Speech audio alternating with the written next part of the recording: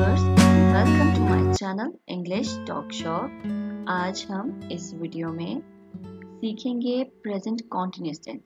Present continuous tense को हम present progressive tense भी कहते हैं।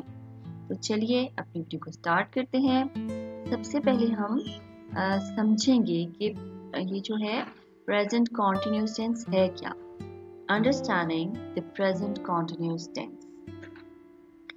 The present continuous tense is the form of tense that is used to denote an action that is ongoing or occurring in that current moment. इसको आप कुछ इस तरह से समझेंगे कि present continuous tense हम बोलते वक्त या लिखते वक्त वहाँ इस्तेमाल करेंगे जब हम अपने किसी काम को जारी होना जाहिर करेंगे। यानी कोई काम हो रहा है तो हमने उसको जब जाहिर करना है तो हम इस टेंस को इस्तेमाल करेंगे।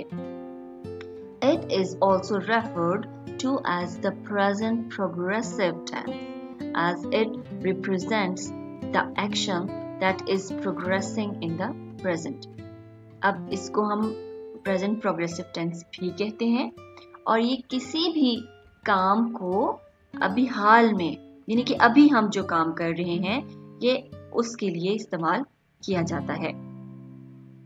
अब हम इसके स्ट्रक्चर को समझेंगे कि प्रेजेंट कॉन्टिन्यूअस टेंस का स्ट्रक्चर क्या है, इसको हम कैसे बनाते हैं, इसके अंदर क्या क्या चीज और किस टाइम पे कहाँ पे ऐड की जाती है।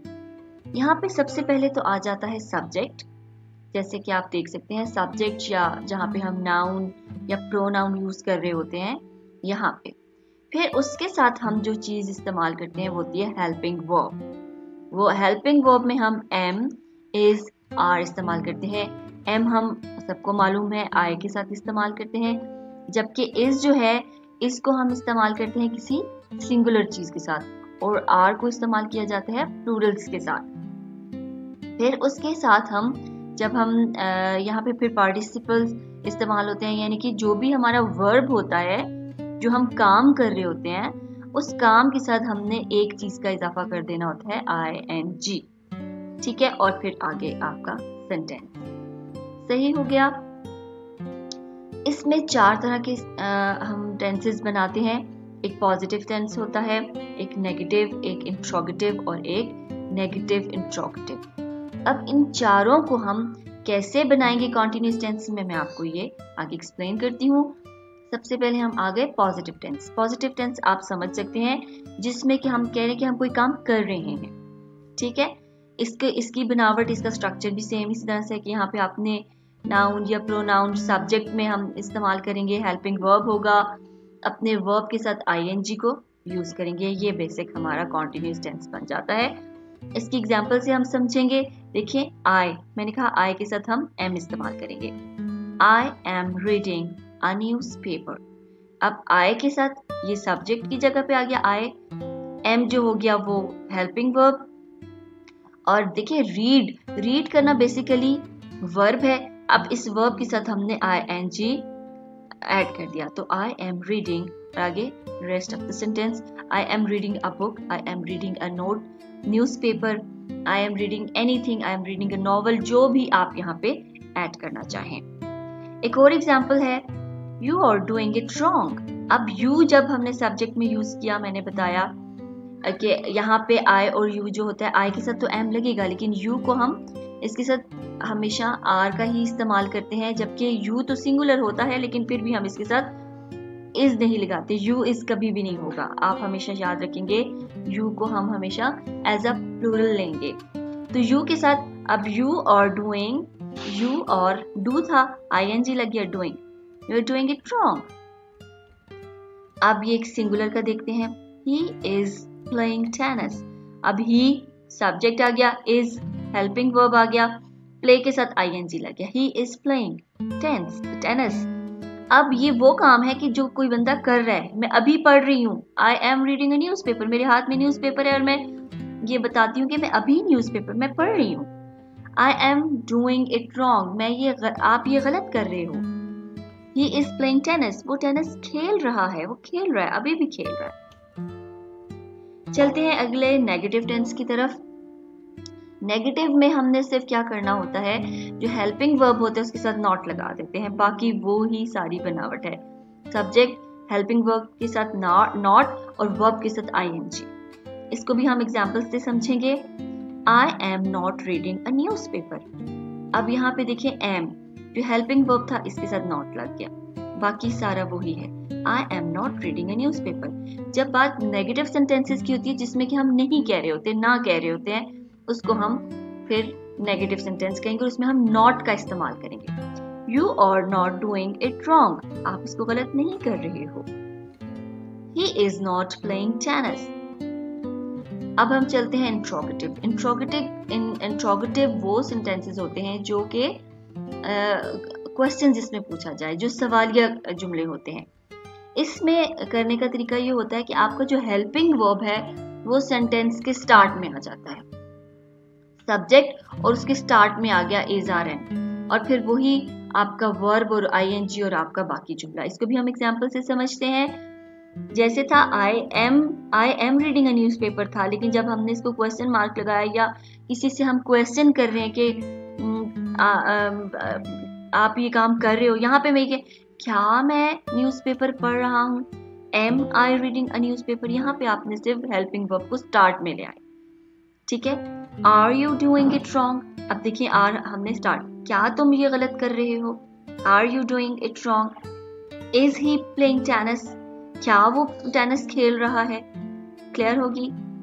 अब है नेगेटिव इंट्रोगेटिव, यानी कि जुमला जो है सवालिया भी है और मनफी भी है, यानी कि हम उसमें क्वेश्चन भी कर रहे हैं और नहीं का इस्तेमाल भी कर रहे हैं। तो उसको हम किस तरह से बनाएंगे, उसके दो मेथड्स हैं। इन दोनों में से आपको जो इजी लगे आप वही मेथड अप्लाई कर सकते हैं। जैसे पहला है हेल्पिंग वर्ब। हमने जब भी क्वेश्चन वाला सेंटेंस होता है तो हम हेल्पिंग वर्ब को स्टार्ट में ले आते हैं, तो उसी के साथ ही आप नॉट लगा दें और बाकी सारा वही हो। जैसे इज नॉट पहले आ गया या आर नॉट पहले आ गया, फिर आई यू ही शी इट जो भी डालते हैं, फिर वर्ब और आईएनजी। और इसका दूसरा तरीका ये है कि आप हेल्पिंग वर्ब पहले ले आएं, फिर सब्जेक्ट लिखें और फिर नॉट का इस्तेमाल कर लें। तो इस तरह से भी आप नेगेटिव इंट्रोगेटिव सेंटेंस बना सकते हैं। ये भी ठीक है, लेकिन आपको इन दोनों में से जो इजी लगे आप बोलते वक्त उसको इस्तेमाल करें, लिखते वक्त भी उसी को इस्तेमाल कर सकते हैं, दोनों ठीक है। एग्जाम्पल लेते हैं। अब पहली एग्जाम्पल ये इसकी आ जाती है, यानी कि ये पहले हमने हेल्पिंग वर्ब लगाया और उसके बाद हमने सब्जेक्ट लगाया। Am I not reading a newspaper. पहले हमने हेल्पिंग वर्ब लगा दिया, फिर सब्जेक्ट और फिर उसके बाद नॉट लगा दिया, am I not reading a newspaper. या ऐसे भी कह सकते हैं are you not doing it wrong या aren't you doing it wrong. ये इसकी शॉर्ट फॉर्म है, आर यू या आरंट। अब ये आर यू कर दिया और यहाँ पे आर के साथ ही हमने नॉट लगा दिया। ये दोनों सिचुएशंस इस सेंटेंस में clear. Aren't you doing it wrong, तो यानी कि आप सब्जेक्ट से पहले भी नॉट लगा सकते हैं और सब्जेक्ट के बाद भी नॉट लगाएंगे तो भी सेंटेंस ठीक होगा। Is he not playing tennis. अब यहाँ पे ये सब्जेक्ट के बाद नॉट आ गया, अगर आप सब्जेक्ट से पहले लगाएंगे ही से पहले तो इजंट ही प्लेइंग टेनिस, तो इस तरह से भी ये ठीक होगा। अब हम देखते हैं कि इसको हम फ्यूचर में कैसे इस्तेमाल कर सकते हैं। It is used to predict a future event और अरेंजमेंट। इसको हम फ्यूचर अरेंजमेंट्स में भी इस्तेमाल कर सकते हैं। इसको हम एग्जांपल से समझेंगे। What are you planning to do tomorrow? What are you planning to do tomorrow? कि कल तुम क्या करने के लिए प्लान कर रहे हो। ठीक है, अब ये कल की बात थी, फ्यूचर थी, जबकि ये प्रेजेंट टेंस है, लेकिन इसको हम इस कॉन्टिन्यूस को हम फ्यूचर में भी हम किसी से अगर हम फ्यूचर की बात पूछ रहे हैं कि कल क्या करने जा रहे हो, तो वहां पे भी हम इसको इस्तेमाल कर सकते हैं। एक और एग्जांपल है, I heard that Ali is moving to Paris next month. कि अली is moving, अली यहाँ से जा रहा है अगले महीने। जाना तो उसने अगले महीने है, फ्यूचर की बात है, लेकिन हम इसको इस तरह से प्रेजेंट कॉन्टिन्यूस टेंस को हम फ्यूचर में इस तरह से यूज कर सकते हैं। ये इस तरह से भी बोला जाता है। It is used to denote an action that is going on or continuing at the time of speaking. ये उस वक्त भी बोला जाएगा जब आप कोई एक्शन जो है वो कर रहे हो, बता रहे हैं continuously. For example, is she still working at the national institute of medical science? क्या वो अभी भी national institute of medical sciences में काम कर रही है? जैसे मैंने यहाँ पे कहा ना कि ये हम उस एक्शन के लिए भी हम करते हैं कि जो कि अभी भी चल रहा है, मतलब हम बोल रहे हैं ना और उस वक्त भी वो काम साथ साथ हो रहा है, तो उस एक्शन के लिए भी इस्तेमाल होते हैं। जैसे हमने इसको इस एग्जांपल से समझा कि क्या अभी भी still working at national institute of medical sciences. इसी तरह से एक और एग्जांपल है, जैसे हमने ये पहली एग्जांपल देखी, दूसरी एग्जांपल है I am currently taking guitar lessons so that I could play for your wedding. यानी मैं अभी भी करंटली मैं काम कर रही हूँ, गिटार क्लासेस ले रही हूँ ताकि मैं आपकी वेडिंग के ऊपर से प्ले कर सकूं। ठीक है, तो ये वो एग्जांपल्स थी कि जिनको हम जो कुछ हम फ्यूचर में भी किस तरह से इसको यूज कर सकते हैं और किस तरह से हम जो स्टिल काम चल रहे हैं, यानी कि पास्ट से चल रहे हैं और अभी चलते ही जा रहे हैं, प्रेजेंट में भी चल रहे हैं, तो इसके लिए भी हम इसको इस तरह से यूज करेंगे। तो भी ये सेंटेंसेस हम इस तरह से बोल सकते हैं। अब 10 सेंटेंसेस हैं कॉन्टिन्यूस टेंस के जो मैं आपके साथ अभी शेयर करूंगी, ताकि आप कुछ एग्जांपल्स हैं ताकि आपका कॉन्सेप्ट और क्लियर हो जाए। इन 10 टेंसेस को शेयर करने से पहले आपको अगर मेरी वीडियो पसंद आई है तो इसे लाइक ज़रूर कर दीजिएगा और शेयर भी ज़रूर कीजिएगा, और कमेंट करेंगे तो ज़्यादा अच्छा लगेगा। जी, पहली एग्जांपल है my mom is cooking dinner, the band is playing all the classic. अब ये सारे ing लग रहा है और हेल्पिंग वर्ब है is are am, तो ये कॉन्टिन्यूस टेंस है। इस तरह से आप भी कॉन्टिन्यूस टेंस बना सकते हैं। Ayaan and Sonia are going on a trip tomorrow। अब देखिए कल जा रहे हैं, ये फ्यूचर वाला है, लेकिन आप इसको किस तरह से कॉन्टिन्यूस टेंस में भी इसको यूज कर सकते हैं। नेक्स्ट है Sana is not practicing for the final audition. I am trying out something new. They are not traveling to London next week. ये भी फ्यूचर की बात हो रही है कॉन्टिन्यूस के अंदर। Are you watching a movie tonight? देखिए ये भी फ्यूचर में ही आ रहा है, लेकिन हम इसको किस तरह से कॉन्टिन्यूस के अंदर यूज कर सकते हैं। इस तरह से बोला भी जा सकता है और लिखा भी जा सकता है। Is your phone working properly now? ये इंट्रोगेटिव था। The children are loving the new park. Sana is playing the main role in the play.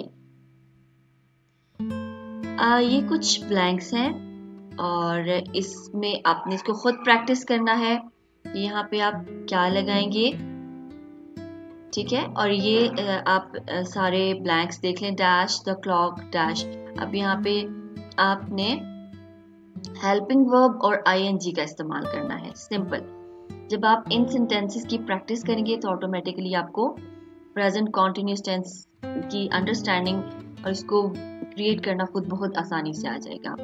अब जैसे फर्स्ट है इज द क्लॉक वर्किंग, देखिए क्वेश्चन मार्क था ना, क्लॉक सिंगल है तो इसलिए हमने इज यूज कर लिया। तो ये जो सबसे पहला सेंटेंस है is the clock working, the teachers dash. अब the teachers are planning to decor the school on children day, ठीक है। अब ये भी क्वेश्चन मार्क है, या ठीक है। Is she playing the piano anymore, the dog is running all around the garden, ठीक है। ये सारे आप देखेंगे और ये ब्लैंक्स हैं, और इसी का जो सोल्यूशन है वो भी मैं आपको दिखा देती हूँ। इसका आप एक स्क्रीनशॉट ले लें, अपने पास नोट डाउन कर लें और उसके बाद इसको आप खुद इन ब्लैंक्स को फिल करें और ये इनकी कीज हैं, ये ब्लैंक। इसको आप इसका भी स्क्रीनशॉट ले लें अपने पास और पहले आप खुद फिल करें और फिर इसके साथ मैच करें कि क्या आपने जो सेंटेंसेस बनाए हैं वो एक्यूरेट हैं, करेक्ट हैं, कोई मिस्टेक तो नहीं है उनके अंदर। जी तो व्यूअर्स, उम्मीद है आपको मेरी वीडियो पसंद आई होगी। अगर आपने मेरा चैनल सब्सक्राइब नहीं किया तो मेरे चैनल को सब्सक्राइब करना ना भूलें। मेरी वीडियो को लाइक भी करें और कमेंट ज़रूर कीजिएगा। Thank you for watching.